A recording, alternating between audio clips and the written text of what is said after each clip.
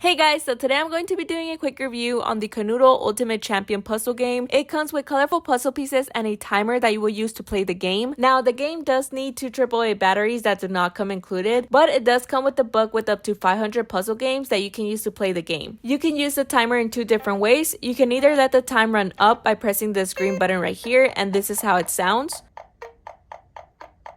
Or you can set the timer at whatever seconds you would like by adjusting the time using the plus or the minus buttons and let it run out.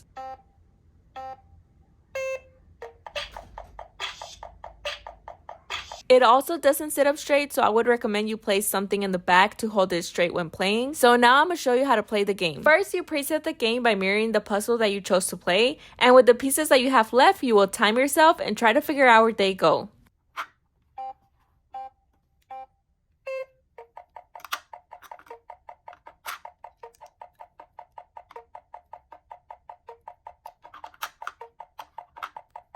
I love competition, guys, so I absolutely love playing this game, especially because it has up to 500 puzzle games and they get harder as you go because they change from like 2D to 3D, which is awesome.